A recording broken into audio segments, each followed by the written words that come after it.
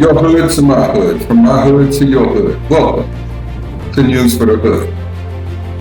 Well, you know, so much has been going on today with this Maduro thing and this Venezuela thing. I've been trying to get some information from everywhere. And I just so happened to stumble upon this MSNBC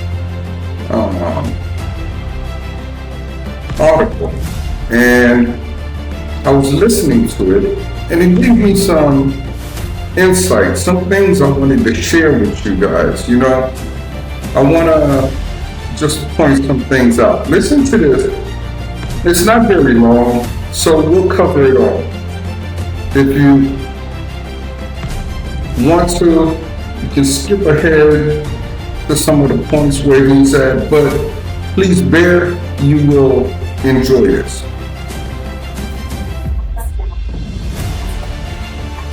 Joining us now is Democratic Congressman Joaquin Castro from Texas. He sits on both the Foreign Affairs and Intelligence Committees. Congressman, thank you for making time for us this evening. I hope you were able to hear some of our conversation with your Republican colleague, Anna Paulina Luna. I'll start with your reaction. Well, look, obviously, I strongly disagree with a lot of the things that she said. I think that this whole time, Donald Trump made it clear what this war and this action was about. It was about regime change, about oil, about going after valuable resources, and about land. So understand this clearly. And oil companies are paying, well, basically funding your president's lifestyle, so he helps them by sending our men and women in uniform to fight a war over oil for his friends. And for his friends. Come on, can't make this up. And hearing the president speak today and watching the action overnight, I'm even more disturbed because it's as if the president didn't learn any of the lessons from Iraq or Afghanistan, didn't learn any of the lessons on regime change. Everything is always someone else's fault. So how is it going to be his? What is he going to learn? This is what upsets me with these people. I don't care which side of the party. They wash their words so much that even when they're speaking, even when they're telling you someone did something wrong, it's so whitewashed, it's so backwashed, it doesn't feel sincere.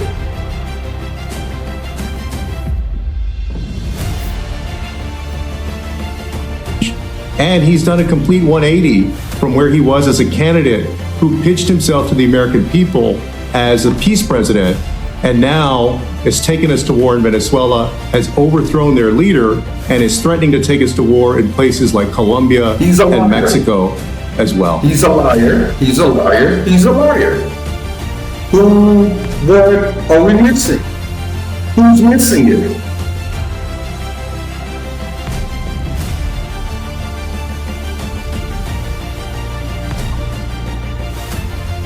Have you, Congressman, just kind of like on a philosophical level, have you thought of what what Donald Trump's foreign policy doctrine is? I mean, it seems for anyone who's watching Pete Hegseth these days, it's FAFO, which seems to be like the motto that they're really proud of, which is like mess around and find out. It seems like that's what they're using as a threatening menace to leaders all across the region, around the world. But do you see something more deeper?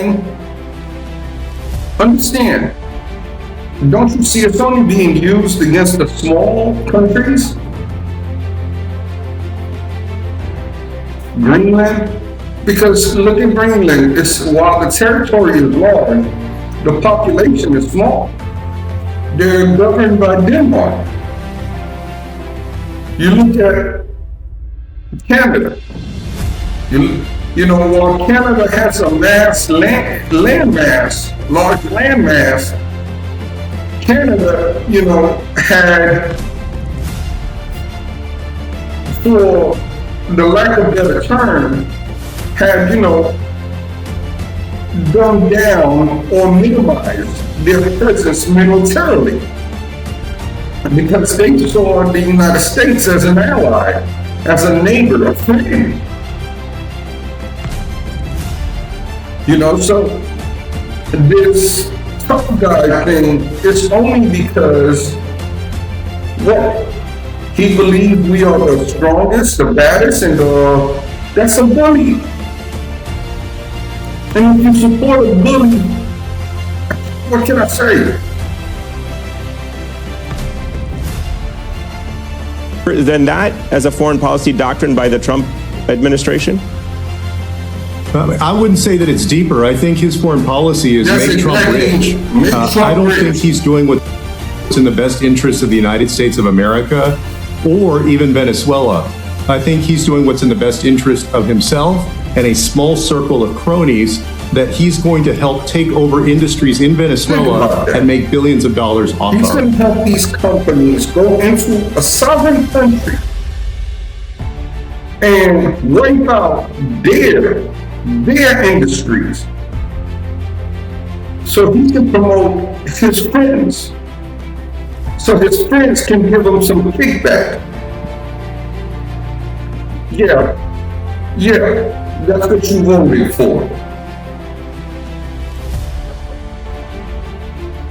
And it's very, it's in a way, as an American, it's sad to say that about an American president, but I really believe at this point that when the Supreme Court issued that ruling that gave Donald Trump wide immunity for quote unquote official acts, that to him was taking off any kind of guardrails or shackles, and basically in his mind allowed him to do whatever he wants to do to make money for his cronies.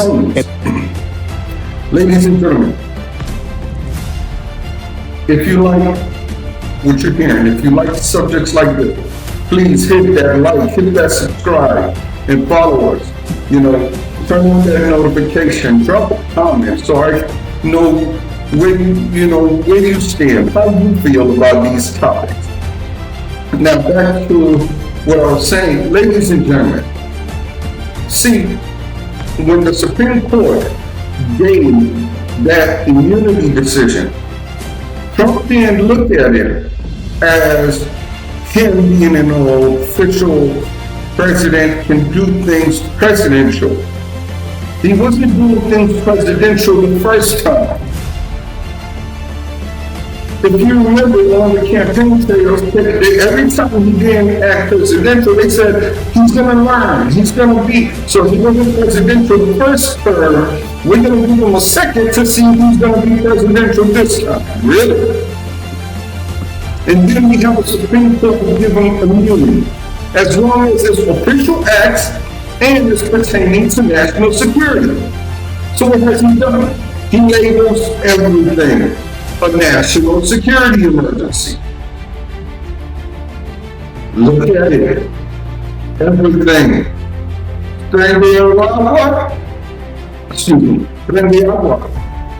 What do you call it? National security. He mobilized the National Guards, national security. He imposed tariffs, national security. See, this was part of the playbook all along. But let's continue. And in some cases, his family. You think about the proposed development of condos and other real estate in Gaza that Jared Kushner Don't, if you vote for Trump, you're not part of my community. was going to be a part of. Jared Kushner going to be part of that Paramount deal and then got shamed into backing off of it. The Trump company still doing real estate deals all over the world. And so I think this is another play for Donald Trump and the people that he wants to help make money. And in the meantime, you have Americans right now who are losing their healthcare coverage. Can't put food on the table. can't pay rent, can't pay a lot of their bills. Farmers losing their farm or are paying back or are taking out second mortgages or taking loans. But his friends are getting rich. Hey.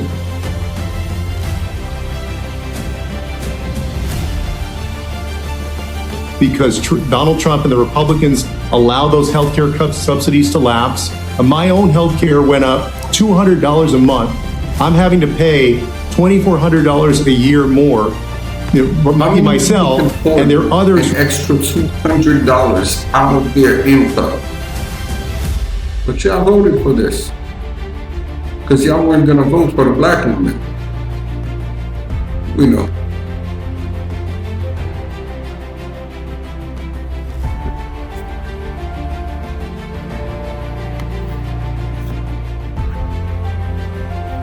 Who are getting hit even worse. But besides that, y'all know that the price of groceries, of childcare, of rent, of just about everything has continued to go up. And yet we're going to spend billions and billions of dollars to let Donald Trump and a small group of people, quote unquote, run and fix Venezuela. It's not run and fix it makes no sense.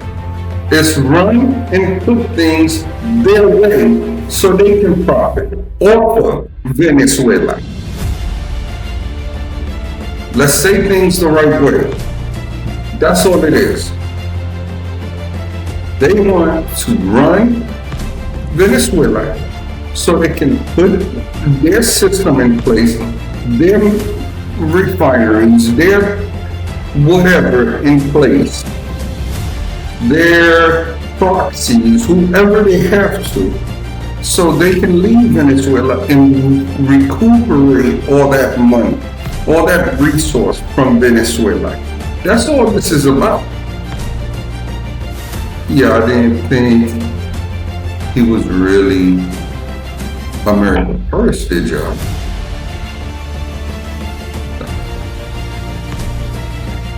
Really? No sense at all. So, Congressman, I know you're in the minority, but what can and what will Democrats do here? Because I think many of your voters... What do responsible voters do? From this January 2026, all the way till November 2040, Democrats need to show up at the voting polls and show out. Democrats need to expand their base. Democrats need to invest in AM frequency radio stations. Because in those rural communities, that's what they're receiving.